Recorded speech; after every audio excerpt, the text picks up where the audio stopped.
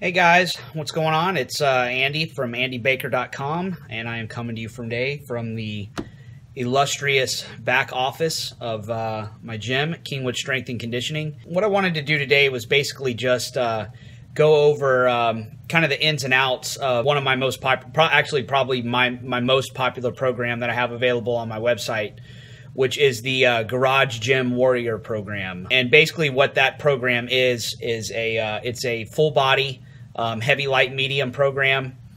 And I designed it specifically in mind for, one, people that don't have a lot of equipment. A whole lot of the people that I work with online don't really have much of anything other than a rack, a barbell, and a bench. So they needed a way to train without a lot of equipment. And then I needed a very simple program that was appropriate for a wide range of intermediate lifters. So there's lots of very simple intermediate programs available. I like heavy, light, medium because it's doable and adaptable by a broader range of trainees than is, say, something like the Texas method, which really for anybody, certainly most people over 40 or even a lot of people over 30, the recovery from the Texas method is just too difficult. So heavy, light, medium is very doable by trainees that are 40 plus, which continues to be a growing demographic of my clients, both here at the gym and as well as my online clients. Is, you know, I still work with just about everybody, but nowadays most of the people that I work with are 40 plus. So we needed a way to train and still lift hard and still make progress, but at the same time we needed to be able to recover from it and not get beat up too bad from it. So simple and doable were the main things that I wanted to provide with this program. And then I wanted also to take some of the confusion out of heavy, light, medium programming. The heavy, light, medium system is can be very fluid and flexible and adaptable. That's a good thing, but it's also a bad thing. Systems that are very, very fluid are hard to figure out. Systems that are very adaptable, again, they're hard to figure out and apply to yourself. And so there's a confusion on how to set up the heavy days, the light days, the medium days, what exercises to use, the right volume to use, the right amount of weight, all of these sorts of things. So I wanted to at least get people started with this type of training with a very rigid structure that uses a set amount of sets and reps at each training session, as well as a given percentage of your 1 rep max for each training day. So essentially I took the guesswork out of it for you so that you could follow the program once through on your own. And then if you want to if you have good success with it and you want to follow it again as it's written, you can do that, or you can certainly make adjustments to it based on the results the first time through. So that just might be, adding a set here or there, taking away a set here or there, increasing some of the percentages, decreasing some of the percentages, swapping out exercises, all that sort of thing. But anyways, that was the reason for the program, and so far so good. People have really flocked to this program. I've had tons and tons of feedback on this. It's, like I said, it's by far my best-selling program, and the feedback on it has been great as far as the results that people have had on it. I'm now getting emails from people that are saying, I've run through this 3, 4, 5 times now, and I'm still getting results from it with little or no modification. So, that's a good thing. So, what do you need for the program? Basically, you need 3 training days per week. They need to be something like a Monday, Wednesday, Friday, a Tuesday, Thursday, Saturday, something like that. So they need to be non-consecutive days, as all of these workouts are full body workouts. Required equipment, basically a sturdy power rack, a bench press unit or a utility flat bench that you can bench inside of your rack with, good barbells and plates, including fractional plates if needed. Bumper plates would be good, but they're not required. A chinning bar, and then preferred but not essential equipment again would be bumper plates, an easy curl bar. Those are available fairly cheap at most sporting goods places. A pair of dumbbells, some cardio equipment, just 1 piece minimum. You know, so if you're at home, you know, that's just a bike, a treadmill, a rower, something like that. It's not, again, it's not mandatory, but it's helpful, especially if you live in a climate that's not always conducive to going outside to do your cardio. And then if you're not able to do chins, you definitely need something like a pair of blast straps, TRX straps, rings for body weight rows. And that's, again, that's if you're not able to do chins or pull-ups, because either you're just not strong enough or your body weight is too high. We need a way to pull with body weight, so you're going to need to be able to do some body weight rows. So again, basic programming overview, 3 days a week. Who is it appropriate for? Really any intermediate trainee, but it's especially good for you guys that are on the north side of 30 or 40, 50 years old, because it's much easier to recover from. So the entirety of the programming cycle goes about 13 weeks. And basically what that is 4 different 3-week cycles, followed by week 13 as a testing week. That's optional, but it's probably good if you're going to run another cycle to go ahead and do the testing week, and then you can gauge the effectiveness of the program. But basically, cycle 1 is going to be, everything's going to be between 70 and 80% of 1 RM. Cycle 2, and again, all these cycles are 3 weeks long. Everything's between 75 and 85. Cycle 3, we bump it up to between 80 and 90. And then in cycle 4, we start at 80, peak up at 95, and then deload back down to 80 or 85. And then week 13 is the testing week. This program is press centric. So we're pressing twice a week and benching once. You could flip that and bench twice a week and press once.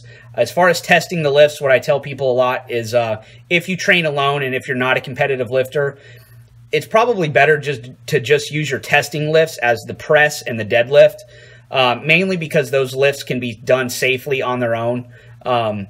With the bench press, you know, even with spotting in the pins, or pressing in the cage with the pins, it's better to have a spotter when you bench. And then a lot of you guys that are, again, you're a little bit older, you're not necessarily big on taking out real frequent heavy 1-rep maxes on the squat. So if you want to just focus on the press and the deadlift as your lifts to test, you can do that. And I show you then how to set up your training maxes and all that kind of stuff in the program. So as far as the actual layout, and I'm not going to get into all the sets and reps and percentages and all that if you want to do that.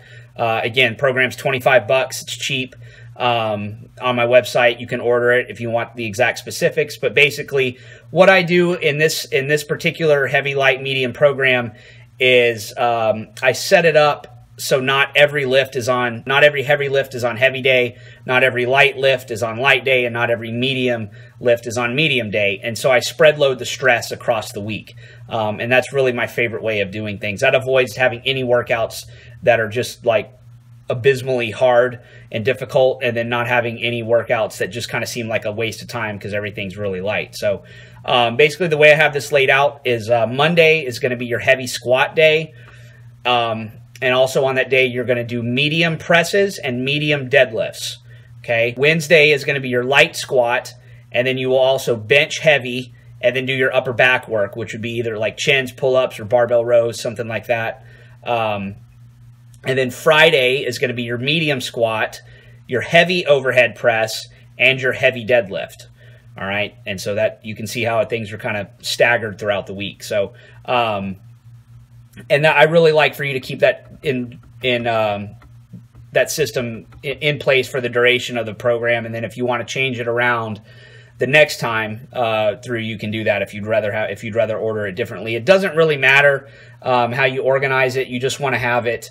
You just want to have some fluctuation in there during the week. So out of the frequently asked questions portion of the program is, can I do the Garage Gym Warrior program 2 days a week instead of 3? Yes, you can. I'd prefer you do 3 days a week. It's unlikely that you're going to overtrain on a heavy, light, medium program. So 3 days a week should be good.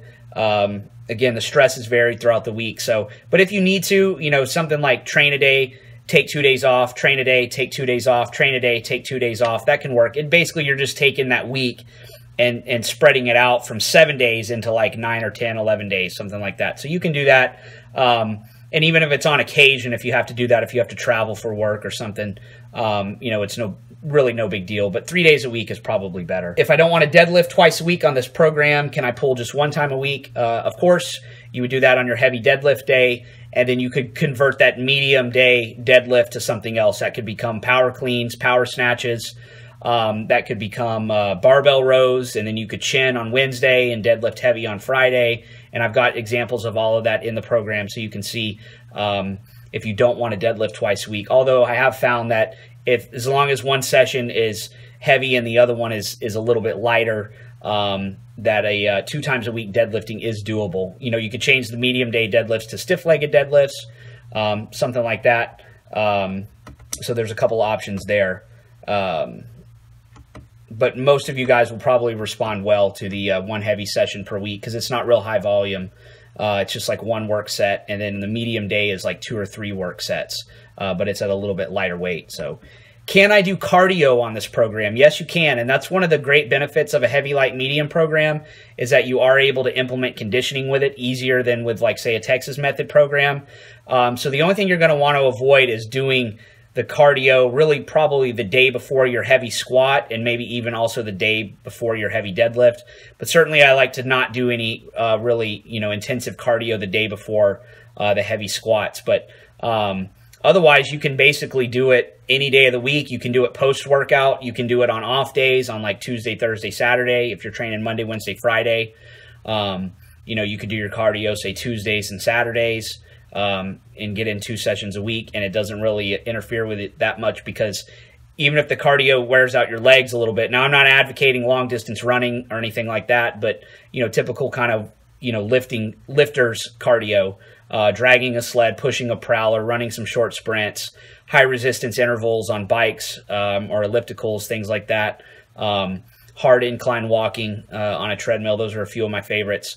You can implement all of that stuff, and even if it wears out your legs a little bit, you've only got to go in and squat light and medium the rest of the week, and you can do that on tired legs. So as long as you give yourself a day of rest before the heavy squat, you should be fine, providing you're eating enough and recovering well and all that sort of thing. So, I would avoid a bunch of stupid CrossFit type stuff, stuff that's going to make you sore, really high volume body weight squats, high volume lunges. Things like that don't really work well on a program where you're trying to squat and deadlift 3 days a week. So can I do assistance exercises on this program? If so, what can I do? Yes, you can, although I'd keep them limited. Again, you're going to be deadlifting twice a week, squatting 3 days a week. It's probably going to be all about the lower body work you're going to need. If you want to do stuff like, say, for abs and calves or whatever, that's fine. If you want, and then again, for lower body, I would just do stuff like conditioning-based things like pushing a prowler, dragging a sled, and kind of count that as your lower body assistance work. But other than that, you're not going to need a whole lot. So as far as upper body stuff, body weight exercises are always good complement to barbell movement. So things like dips, chin-ups can be added in. Stuff if you want to do, some kind of isolation type work for biceps and triceps is fine. Things like that. Just add them in again, and add them in post-workout for just a few sets.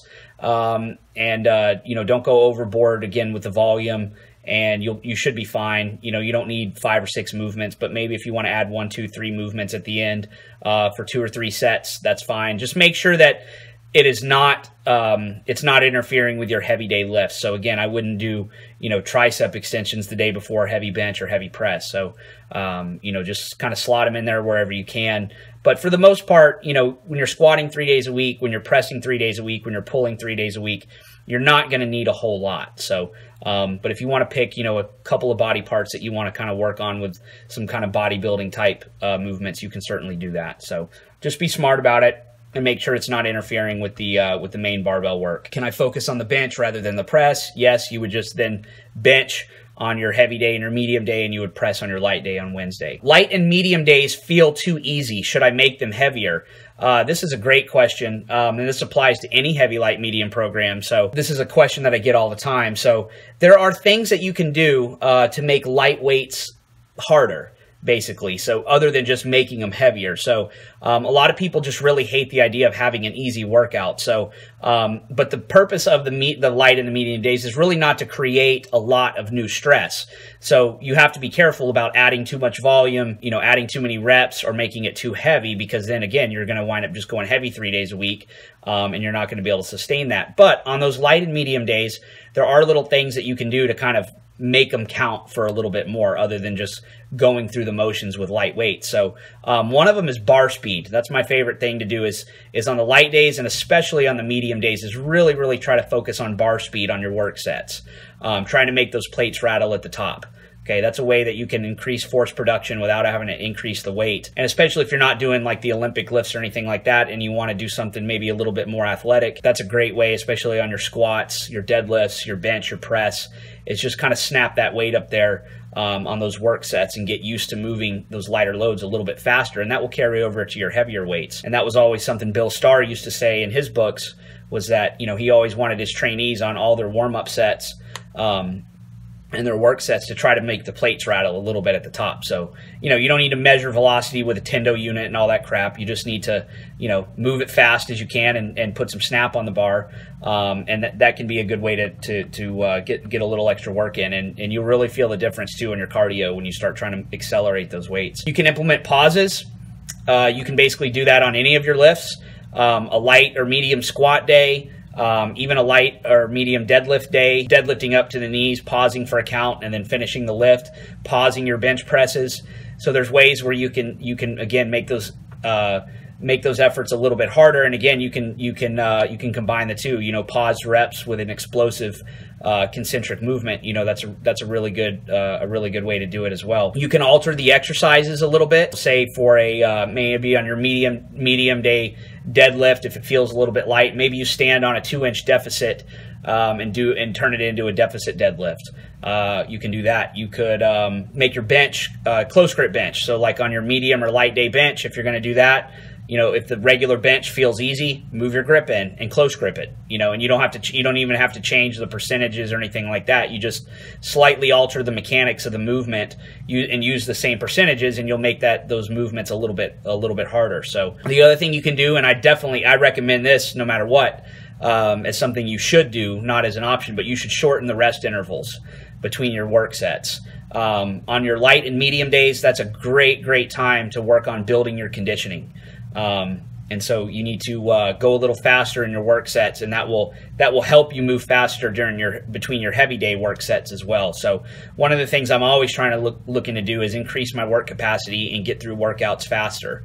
Not just because it's more practical, you know, for a busy working adult with family that you don't have 2 or 3 hours in the gym all the time, but I just think it makes the training all that more effective. You can get the same amount of work done in a shorter period of time. To me, that's going to be a more effective workout. So you can use those days to get yourself in a little bit better cardio shape as well. So definitely push the pace on there.